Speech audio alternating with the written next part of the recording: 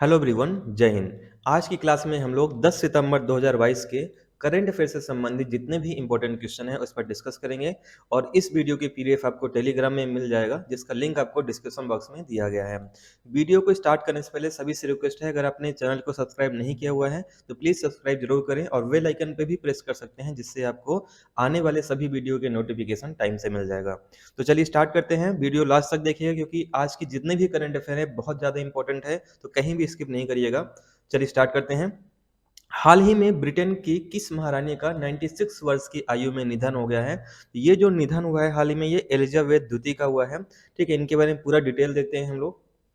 तो ब्रिटेन की सबसे लंबे समय तक काबिज रहने वाली महारानी एलिजाबेथ द्वितीय का 96 वर्ष की आयु में 8 सितंबर 2022 को निधन हो गया है। वह अपने पिता किंग जॉर्ज 6 के आकस्मिक निधन के बाद 1952 में 25 वर्ष की आयु में राजगद्दी पे बैठी और महारानी एलिजाबेथ ने ब्रिटेन पे 70 वर्षों तक शासन किया, है ना। जो सर्वाधिक कार्यकाल जो है इन्हीं का रहा है अभी तक में। सदियों के प्रोटोकॉल के मुताबिक अब उनके सबसे बड़े बेटे 73 वर्षीय प्रिंस चार्ल्स ब्रिटेन के नए राजा होंगे। अगर हम महारानी की बात करें तो उन्होंने अपने शासनकाल के 15वें प्रधानमंत्री लिज ट्रस को बकिंघम पैलेस के बजाय बालमोरस पैलेस में यहाँ पे कैसल नियुक्त किया था। और ब्रिटिश राजशाही के अधिकारियों के मुताबिक चार्ल्स, जो किंग चार्ल्स थर्ड यानी महाराज चार्ल्स तृतीय के नाम से राजगद्दी पे बैठेंगे। ये इनके पुत्र हैं जो सबसे बड़े हैं, है ना। चार्ल्स अपनी मां के निधन के बाद ब्रिटिश सिंहासन ग्रहण करने वाले सबसे उम्रदराज व्यक्ति भी होंगे, ये भी ध्यान रखना है आप। और यह महारानी और प्रिंस फिलिप के 4 बच्चों में सबसे बड़े हैं। ये सारे पॉइंट आपको अच्छे से ध्यान रखना है इस पे। नेक्स्ट क्वेश्चन पे आते हैं। लेकिन आपको ये भी ध्यान रखना है ब्रिटेन के बारे में कि ब्रिटेन के प्रधानमंत्री कौन है, तो ये हो जाएंगे इसमें आपके लिज ट्रस है, अभी मैंने बताया आपको। इसकी राजधानी क्या है, तो लंदन इसकी राजधानी है। और यहाँ की मुद्रा क्या है ब्रिटेन की, तो ये हो जाएगी इसमें आपका पाउंड, यहाँ की क्या है मुद्रा यानी करेंसी है। यूएनडीपी के मानव विकास सूचकांक 2021 में भारत ने कौन सा स्थान प्राप्त किया है? ये 132 रैंक हासिल किया है। काफी ज्यादा इंपॉर्टेंट है ये भी क्वेश्चन भी। तो इसका पूरा डिटेल देखते हैं जो जहां सभी क्वेश्चन बन सकते हैं। तो संयुक्त राष्ट्र विकास कार्यक्रम यानी यूएनडीपी द्वारा जारी एक रिपोर्ट के अनुसार मानव विकास सूचकांक 2021 में भारत 191 देशों में 132 स्थान पर है। और भारत के पड़ोसियों में श्रीलंका 73, चीन 79, बांग्लादेश 129 और भूटान 127 भारत से ऊपर हैं। वहीं प्रथम स्थान पे जो है स्विट्जरलैंड रहा है। इसके बाद नॉर्वे और आइसलैंड है। 2020 में अगर पिछला रिकॉर्ड देखें भारत का, तो भारत का रैंक कितना था, 131 पे था।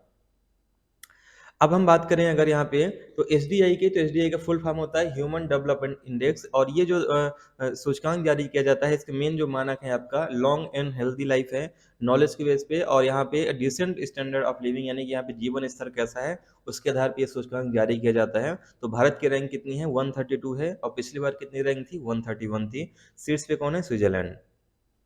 यूएनडीपी की बात करें तो ये संयुक्त राष्ट्र विकास कार्यक्रम एक संयुक्त राष्ट्र एजेंसी है जो देशों को गरीबी खत्म करने और सतत आर्थिक विकास, मानव विकास हासिल करने में मदद करती है। इसका मुख्यालय न्यूयॉर्क यूएसए में आता है और इसकी स्थापना 22 नवंबर 1965 में संयुक्त राज्य अमेरिका में हुआ था। अब हम बात करते हैं यूएनओ की। तो इसकी स्थापना जो हुआ था 24 अक्टूबर 1945 को सैन फ्रांसिस्को कैलिफोर्निया यूएसए में आता है। ये मुख्यालय इसका न्यूयॉर्क यूएसए ही है। और संस्थापक कौन है, यूनाइटेड स्टेट हैं। इसके वर्तमान में जो महासचिव हैं ये एंटोनियो गुटरेस हैं।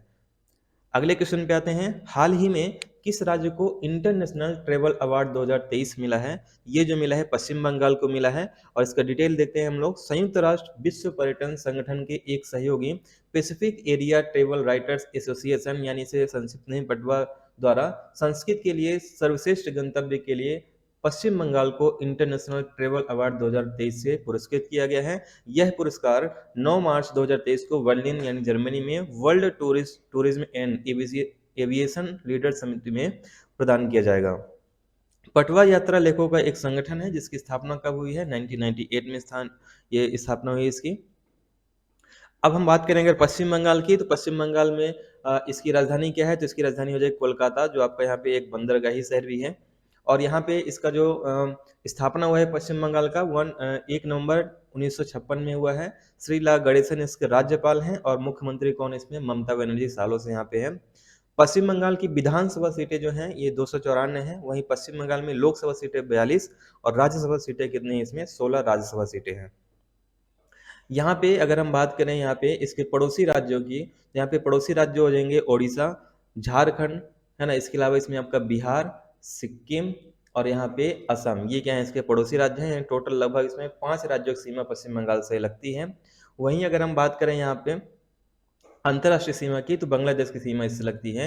और ये भी ध्यान रखिएगा भारत की सर्वाधिक सीमा किससे लगती है, तो भारत की सर्वाधिक सीमा बांग्लादेश से ही लगती है, जो लगभग 4096 किलोमीटर है। ठीक है, सबसे अधिक यही है। अब पश्चिम बंगाल में और क्या क्या इंपॉर्टेंट है, तो ध्यान रखिएगा यहाँ पे जो इंपॉर्टेंट है, यहाँ पे सुंदरवन नेशनल पार्क यहीं पे आता है, वहीं पे गोरुमारा राष्ट्रीय उद्यान भी कहाँ पे आता है, आपका पश्चिम बंगाल में ही आता है। जल्दापारा नेशनल पार्क भी आपका यहीं पे आएगा, बक्सा टाइगर रिजर्व और नेरोवेला नेशनल पार्क, ये प्रमुख नेशनल पार्क है यहाँ के। वहीं प्रमुख नदियां जो हैं ये दामोदर नदी, भागीरथी, पद्मा और तिस्ता, इसके अलावा हुगली जो है यहाँ की प्रमुख नदियां हैं। सुंदरवन का डेल्टा जो विश्व का सबसे बड़ा डेल्टा होता है, ये भी आपका पश्चिम बंगाल में आता है। मैग्रोव वन के लिए जो जाना जाता है पश्चिम बंगाल, ये भी आपका यहीं पे आएगा। ठीक है, नेक्स्ट क्वेश्चन पे आते हैं। हाल ही में किस आयोग द्वारा पहला राष्ट्रीय इलेक्ट्रिक फ्रेट प्लेटफॉर्म लॉन्च किया गया है, तो ये जो लॉन्च किया गया है नीति आयोग द्वारा लॉन्च किया गया है। इसका डिटेल देखते हैं। तो विश्व संसाधन संस्थान WRI भारत के सहयोग से नीति आयोग ने देश का पहला राष्ट्रीय इलेक्ट्रिक फ्रेट प्लेटफॉर्म ई फास्ट इंडिया लॉन्च किया है। इसका उद्देश्य ऑन ग्राउंड प्रदर्शन पायलटों और साक्ष्य आधारित अनुसंधान द्वारा माल ढुलाई विद्युतीकरण के बारे में जागरूकता बढ़ाना है। और नीति आयोग के जो सीईओ हैं कौन है, परमेश्वरम अय्यर हैं। WRI का मुख्यालय कहाँ पे आता है, वाशिंगटन DC में है। और यह वर्ल्ड रिसोर्स इंस्टीट्यूट एक वैश्विक संगठन अनुसंधान लैब का लाभकारी संगठन है। इसकी स्थापना 1982 में हुआ है और जेम्स गुस्ताव स्पेथ के नेतृत्व में मैक ऑर्थर फाउंडेशन के वित्त पोषण के साथ ये किया गया है। WRI की गतिविधियां 7 क्षेत्रों पे केंद्रित है, जिसमें भोजन, वन, जल, ऊर्जा, शहर, जलवायु और महासागर इसमें आते हैं। नीति आयोग की अगर हम बात करें तो इसकी स्थापना हुई है 1 जनवरी 2015 को, लगभग 7 वर्ष पहले। और ये योजना आयोग का पूर्ववर्ती, इसमें जो पहला जो संस्था था कौन था, योजना आयोग था, और इसी के स्थान पे जो आया है अब ये नीति आयोग आया है। ठीक है, भारत सरकार की संस्था है और इसका मुख्यालय नई दिल्ली में आता है। इसके कार्यपालक कौन है, अध्यक्ष यहाँ पे नरेंद्र मोदी जी हैं, जो हमेशा प्रधानमंत्री इसके क्या होते हैं, पदेन अध्यक्ष होते हैं। अगले क्वेश्चन पे आते हैं। बिहार के मुख्यमंत्री ने किस नदी पे भारत के सबसे बड़े या सबसे लंबे रबर बांध का उद्घाटन किया है, तो रबर बांध का जो उद्घाटन किया है ये फल्गु नदी पे हुआ है। और बिहार के मुख्यमंत्री नीतीश कुमार ने 8 सितंबर 2022 को गया में फल्गु नदी पे भारत के सबसे लंबे रबर बांध गयाजी बांध का उद्घाटन किया। यह 411 मीटर लंबा, 3 मीटर ऊंचा और 312 करोड़ की लागत से बनाया गया है।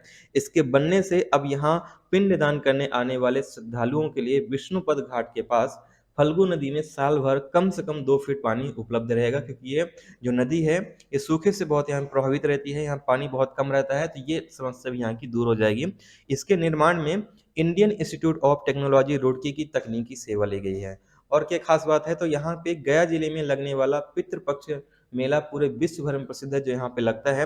और इस डैम के बनने से यहाँ पे सालों से सूखी पड़ी फल्गु नदी में अब 10 फीट तक पानी अभी वर्तमान में है, लेकिन साल भर की बात करें तब भी इसमें कम से कम 2 फीट पानी यहाँ पे बना रहेगा इस बांध की वजह से। फल्गु नदी के बारे में मानता यह है कि एक श्रापित नदी है। यहाँ पे सीता माता ने क्या किया था, यहाँ पे इसको सूखा रहने का यहाँ पे श्राप दिया हुआ था, लेकिन डैम बनने के बाद इसमें अब साल भर कम से कम 2 फीट पानी बहता रहेगा। अब हम बिहार की अगर हम बात करें तो बिहार के आसपास के जो राज्य आते हैं इसमें कौन कौन से आ जाएंगे, इसमें आपके पश्चिम बंगाल, झारखंड, ठीक है, इसके अलावा इसमें आपको जो टच करता है ये उत्तर प्रदेश, ये इसके पड़ोसी राज्य हैं। वहीं नेपाल के साथ इसकी क्या लगती है, अंतर्राष्ट्रीय सीमा लगती है।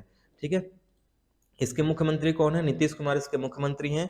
बिहार के फाल्गु चौहान इसके जो है आपके गवर्नर हैं। विधानसभा सीटें 243 हैं, लोकसभा सीटें 40 हैं और राज्यसभा सीटें कितनी हैं, 16 हैं। यहीं पे यहाँ पे जो मुख्यमंत्री हैं कौन है, इसमें आपके इसमें तेजस्वी प्रताप है। ठीक है, नेक्स्ट क्वेश्चन पे आते हैं। हाल ही में किस खिलाड़ी ने 88.44 मीटर के थ्रो के साथ जीता पहला डायमंड लीग खिताब जीता है, तो ये जो जीते हैं, कौन जीते हैं? ये नीरज चोपड़ा जीते हैं। ये लगातार नई उपलब्धियां हासिल करते जा रहे हैं और रिकॉर्ड पे रिकॉर्ड भी बनाते जा रहे हैं। तो इनके बारे में पूरा डिटेल देखते हैं। नीरज चोपड़ा स्विट्जरलैंड के ज्यूरिख में डायमंड लीग फाइनल्स का खिताब जीतकर इतिहास रच दिया है। ओलंपिक स्वर्ण पदक विजेता जेवलिन थ्रोअर नीरज चोपड़ा 8 सितंबर 2022 को डायमंड लीग फाइनल का खिताब जीतने वाले पहले भारतीय बने हैं। वह अपने दूसरे प्रयास में 88.44 मीटर के थ्रो के साथ शीर्ष स्थान पर पहुंचे, जो उनके करियर का चौथा सर्वश्रेष्ठ प्रदर्शन था। चेक गणराज्य के ओलंपिक रजत पदक विजेता जैकब वार्डलेज 86 मीटर के सर्वश्रेष्ठ थ्रो के साथ दूसरे स्थान पर रहे। वहीं तीसरे स्थान पर रहे हैं जर्मनी के जूलियन वेबर, जो 83 मीटर का इन्होंने सर्वश्रेष्ठ प्रदर्शन दिया था और ये तीसरे स्थान पर रहे हैं। अब हम नीरज चोपड़ा की अगर हम बात करें तो इन्होंने 2017 और 18 में भी फाइनल में क्वालिफाई किया था और इस दौरान वो 7वें और चौथे स्थान पे थे। इनका जन्म जो हुआ है आपका 24 दिसंबर 1997 में हुआ है। ट्रैक और फील्ड एथलीट स्पर्धा में भाला फेंकने में ये माहिर खिलाड़ी हैं और नीरज ने 87 मीटर भाला फेंककर टोक्यो ओलंपिक 2021 में गोल्ड मेडल जीतकर इतिहास रचा है। अभिनव बिंद्रा के बाद किसी विश्व चैंपियनशिप स्तर पे एथलेटिक्स में स्वर्ण पदक को जीतने वाले ये दूसरे भारतीय भी हैं। तो बहुत सारे रिकॉर्ड इन्होंने बनाए हुए हैं और पिछले 13 महीनों में इन्होंने 3 बड़ी उपलब्धि हासिल की है। तो इन्होंने क्या किया है? ये ओलंपिक चैंपियन विजेता हैं, विश्व चैंपियनशिप और रजत पदक विजेता और डायमंड लीग चैंपियन हैं। ये 3 प्रमुख उपलब्धियां उन्होंने अभी हाल ही में 13 महीने में हासिल किया हुआ है। मार्च 2022 में नीरज चोपड़ा को पद्मश्री पुरस्कार से भी सम्मानित किया गया है और ये सम्मान किसने दिया था? पूर्व राष्ट्रपति रामनाथ कोविंद जी ने दिया हुआ था। डायमंड लीग क्या होता है? कुलिन ट्रैक और फील्ड एथलेटिक प्रतियोगिताओं की एक वार्षिक श्रृंखला है जिसमें 14 सर्वश्रेष्ठ आमंत्रण एथलेटिक्स बैठकें शामिल हैं। श्रृंखला विश्व एथलेटिक्स जो है, इसमें पूर्व में जो ये इसका नाम था AAAF था। तो यह जो है आपका इसका उद्घाटन जो है कब हुआ है? 2010 में हुआ है। हाल ही में किसे संयुक्त राष्ट्र के मानवाधिकार उच्चायुक्त के रूप में नियुक्त किया गया है? तो ये किया गया है वोल्कर तुर्क को किया गया है। तो इसका डिटेल देखते हैं। ऑस्ट्रेलिया के वोल्कर तुर्क को संयुक्त राष्ट्र के अगले मानव अधिकार उच्चायुक्त के रूप में नियुक्त किया गया है। यह वर्तमान में संयुक्त राष्ट्र के कार्यकारी कार्यालय में एक अपर महासचिव के रूप में वैश्विक नीति के कार्य का समन्वय कर रहे हैं। इससे पहले वह जिनेवा में संयुक्त राष्ट्र शरणार्थियों की सुरक्षा के लिए सहायक उच्चायुक्त UNHCR थे। वोल्कर तुर्क मिशेल बॉचलेन का स्थान लेंगे। नेक्स्ट क्वेश्चन है, हाल ही में राष्ट्रपति ने किस रोग की मुक्ति के लिए अभियान शुरू किया है? तो ये शुरू किया है टीबी के मुक्ति के लिए उन्होंने क्या किया है? अभियान शुरू किया हुआ है। तो इसका भी डिटेल देखते हैं। राष्ट्रपति द्रौपदी मुर्मू ने सितंबर 2022 में प्रधानमंत्री टीबी मुक्त भारत अभियान की आभासी रूप में शुरुआत की थी। उन्होंने टीबी के उपचार से गुजर रहे लोगों को विभिन्न प्रकार की सहायता प्रदान करने के लिए दाताओं के लिए एक मंच प्रदान करने के लिए एक पोर्टल निश्चय 2.0 पहल की शुरुआत किया है। ये आपको ध्यान रखना है ये अच्छे से। निश्चय मित्र बनने के लिए कोई भी व्यक्ति पोर्टल पे पंजीकरण कर सकता है और 1 से 3 वर्ष तक समर्थन देने के लिए अवधि का चयन भी कर सकता है। अभी आपको पता ही होगा कि यहाँ पे जो राष्ट्रपति द्रौपदी मुर्मू जी हैं, ये भारत की पहली आदिवासी महिला राष्ट्रपति भी हैं। ठीक है, तो ये आपको अच्छे से ध्यान रखना है। अभी हाल ही में ये राष्ट्रपति बनी हुई हैं। इसके पहले कौन थे? तो इसके पहले जो थे ये रामनाथ कोविंद जी थे। नेक्स्ट क्वेश्चन पे आते हैं। हाल ही में भारत ने किस देश के साथ 5वीं समुद्री सुरक्षा वार्ता का आयोजन किया है? तो ये अमेरिका के साथ किया है उन्होंने और ये जो है 8 सितंबर को ये सुरक्षा वार्ता का आयोजन किया गया था। दोनों पक्षों ने वैश्विक समुद्री क्षेत्र में विकास, द्विपक्षीय समुद्री सहयोग प्रयासों और क्षेत्रीय समर्थन पहल और सहयोगात्मक प्रयासों पर चर्चा किया है। वे भारत अमेरिका व्यापक वैश्विक रणनीतिक साझेदारी को और बढ़ाने के उद्देश्य से एक साथ कार्य करने के सहमत हुए हैं। नेक्स्ट क्वेश्चन पे आते हैं। अमेरिका के बारे में सबको पता है कि अमेरिका की करेंसी क्या है? डॉलर है।